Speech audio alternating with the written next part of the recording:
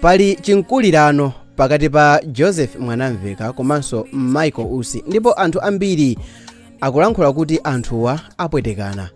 Ndale zafikapo ku Malawi pamene andalewa akukhapirana kosathwa, anthu akusinthana zichewa ndipo apapa zafikapo. Pena ndale ukaziyang'anisisa zimatha kukupasa mafunso ochuluka amene mayankho ake sungawapeze. Dziko lagwedezeka pamene phungu wa ku nyumba ya malamulo m'boma la Chilazulo a Joseph Mwanamveka akukhapirana kosathwa ndi Vice President wa dziko la Malawi yemwe ndi Michael Usi. Dzina langa ndine Sam Mavita, tiye ndikhale limodzi koma ndikukumbuseni kufunikira kupanga subscribe ndikwakuti mumalandira notification ma video ena tikaponya, koma kungochita subscribe kokha si guarantee kuti muziona ma videos onsewo. Muchitenso turn on notification bell komanso kuphatikiza kuti mufuna ndikuzenza kuti ndi channel china chimene dzina lake ndi Kulinji TV. Tiye ndipitirire ndi nkhani yathu.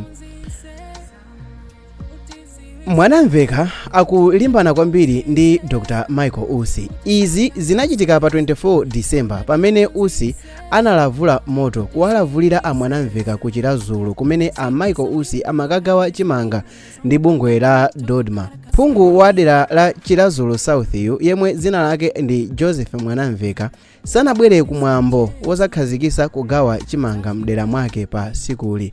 Uwu unali mwambo umene ankapangisa ndi a bungwe la Dodma komanso wachiwiri kwa mtsogoleri wa dziko la Malawi a Michael Usi.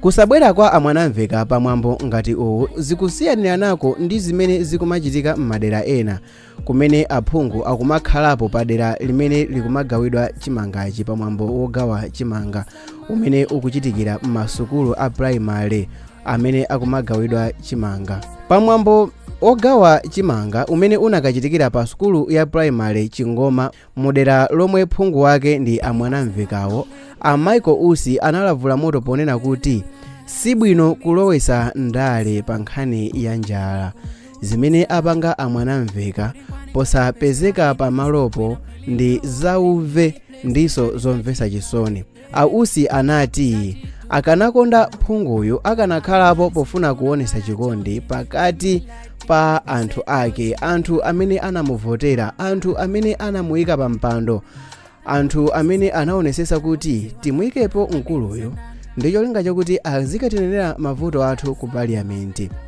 Koma mafunso nkumati ndale pena pake ndi mankhwala ozunguza ubongo ndithu.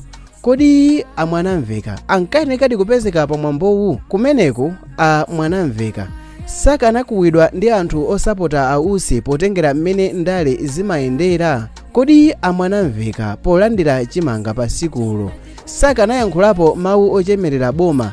Kodi a Mwanamveka polandira chimanga ku constituency yawo mu nthawi imeneyo sakanayankhulapo mawu othokoza boma kapena mwina kuchemerera boma? Kapena mwinatu izi ndi zimene mkuluyo ankathawa? Mwina a Mwanamveka anaopa chipani chawo cha DPP kuti chiwamvera ndipo apalamula ku chipanichi. Ichi ndi chifukwa chake mwina a Mwanamveka sanakapezeke nawo kumene a Michael Usi amakagawa chimanga. Pali kusamvana, pali kugawanikana ndithu m'maganizo kwa anthu ochuluka. Anthu ambiri akulankhula kuti a Mwanamveka amenekano kuti asiye ndale zosankhana mitundu padera ndi cholinga chakuti achite focus zotumikira anthu ku dera lawo. Iwowa samayenereka ndithu kuti akhale ndi mtima wa uyo ozionesa kuti ine ndi dolo, uyo ndikape, ameneka angopanga zinthu zimene zipindulire anthu a mdera la kwawo. Pali nkhanitu apa, inuyo maganizo anu mukuonapo motani? Ndapangapo mavideo oambirimbiri amene a Michael Usi akhala akusemphana zichewa ndithu ndi anthu angapo. Taonani mavideo amene ali pa screen wa, koma ndikupempheni kuti mukachita subscribe ku channel chino cha Sam Mavita YouTube channel, mupitenso mukachita subscribe ku channel chija chimene tikuchitchula kuti Kulinji. Sam Mavita, yeah. See you in the next video.